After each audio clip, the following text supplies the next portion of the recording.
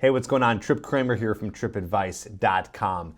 On today's video, I want to talk to you about how you can keep a woman engaged when you're talking to her, okay? Now, specifically, this is going to be for what's called the cold approach, or approaching a woman that you don't know yet. So this could be at a party, this could be at a bar, this could be on the street, somewhere like that. And I know that this video is coming out at a time where, well, not a lot of people are doing this, but still some people are. There are social things happening, but also this is going to be for you for the future. But even more importantly, these are principles that you can use if you're on a date with the girl. This is stuff that you can even kind of use in online dating a little bit. These are just rules of being better at engaging someone, with the exception of one of these, which is the first one.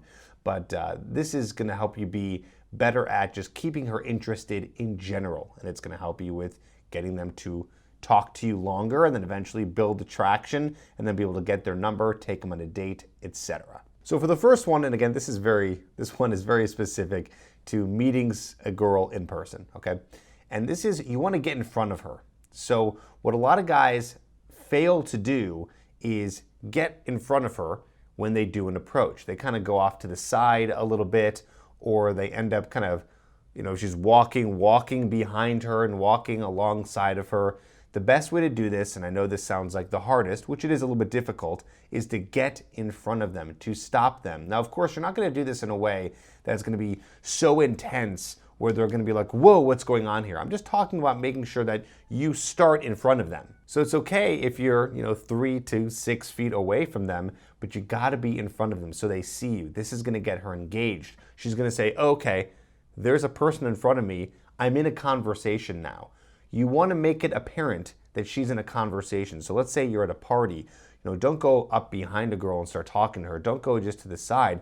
Get in front of her. It doesn't have to be literally nose-to-nose mirror in front of her, but at least in front of her enough where it is shown that you're facing her and therefore can have a conversation. Okay, so this is very important.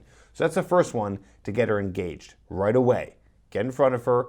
Make sure she knows you two are having a conversation. Next, in order to get her engaged, I don't want you to be asking too many questions. So a lot of guys, they fail at this. I was just working with one of my coaching clients the other day. We were doing some practice in terms of starting the conversation. And what I noticed is he was asking a lot of questions, okay? This puts you in what's called interviewer mode, where you are interviewing a woman and then she's just answering questions. So you're asking, she's answering, back and forth, back and forth. It's like this really terrible ping pong battle back and forth where you're just being really too intense with just asking all the questions and waiting for her to respond. Boring does not get a woman engaged.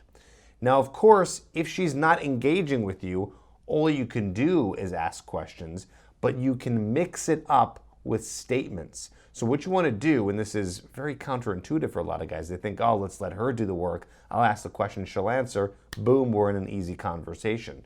But that's not what you want to do. What you want to do is include statements inside of the conversation. So let me give you an example. Let's say you ask a woman where she's from. Okay, so you're talking to her, you went over, you did an approach, you're in front of her, and you say, oh, are you from Chicago? Okay, are you from Chicago? And she'll say, oh, no, I'm from Dallas. So you could go a few ways, right? You could ask her a question about Dallas, like, oh, when did you come here from Dallas? How long did you live in Dallas? Did you grow up in Dallas? Or you can make a statement that connects you to the idea of Dallas. Yeah, maybe it's not the most mind-blowing thing in the world to say, but it's more interesting than just once again asking her a question. So let's say Dallas is the key word here in conversation. What you can do is say, oh, Dallas, I went there last year, it was awesome. Or you could say, Dallas, wow, I've never been there. I have a friend actually who lives there. He moved there a few years ago. Or I've never been to Dallas. I've always wanted to go. It's definitely on my bucket list. So this is you including statements inside of the conversation. And then, of course, if she doesn't respond to that statement, that's fine. Ask another question. But you getting this habit down of including statements is going to give her the opportunity to ask you a question. And this is when she gets really engaged. Because when she's asking you a question, especially personal questions, she starts to become invested in you. And this helps move along the conversation and build attraction as well. Now we've talked about statements a little bit.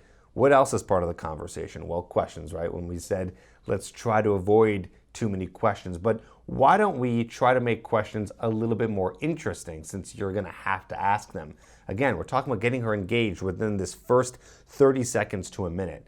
So instead of asking a question, that's just a normal question, like, oh, so, are you from Chicago? You can say an assumptive question, okay? So right now we're talking about assumptive questions. And you can say, let me guess. You're not from here, are you? In fact, let me guess, you're probably from Miami. I don't know, I just get this total Miami vibe about you. By the way, it doesn't matter if you guess right. That's not the point. If you guessed right, awesome, bonus. And she'll be like, how did you know that? That's crazy. And you'll be like, I'm a freaking genius. But if she's like, no, I'm not from Miami. Oh, you can say, okay, I give up. Where are you from? So the idea here is when you're in a conversation with someone, especially in those first 30 seconds, and only do this like once or twice, by the way, don't do this too much more because then it gets repetitive and it's like, what is this weird guessing game this person's playing with me? But once or twice is the sweet spot to keep her engaged and keep the conversation flowing. Just guess anything about her. Guess where she's from, what she does for a living, where she's off to, and what she's about to do. Guess who she knows at the party you're at. Guess what time she came to the party. I don't know. Doesn't matter. But guessing gets her more engaged and involved in the conversation because then she can play this game with you and it keeps her interested. So I want you to use these assumptive questions. There's a few more techniques that I talk about in my Hooked program. So this was one of them, the assumptive questions. My Hooked program is this online course that you go through and learn everything about flirting and texting women and meeting women online, in person. And so this is one of the techniques. But there's a few more that help you with flirting and keeping a woman engaged than getting her invested in you. And this is all in my Hooked program. I'll put a link down below. So let's do this. You're on YouTube watching this right now. You have the comments below. Leave a comment. And I know there's going to be jokes and people, making fun and whatever. But try to do this seriously. And if you do it seriously, you're going to help other people. I want you to write an assumptive question so guys can get more ideas of a question that you might ask. Again, I know that there's going to be guys who are making jokes. Just ignore those, okay? I want you to write one down there that's serious. I'll be in there. I'll help out as well. And let's all have some fun with this and make this work. By the way, if you haven't ever put on notifications, you should do that. There's a little bell that you can put by the channel. It actually notifies you when a new video is coming out. And a lot of videos do come out, so you should be notified when that happens. All right, sounds good. Thanks for watching. I'll see you in the next video. Hope this helps.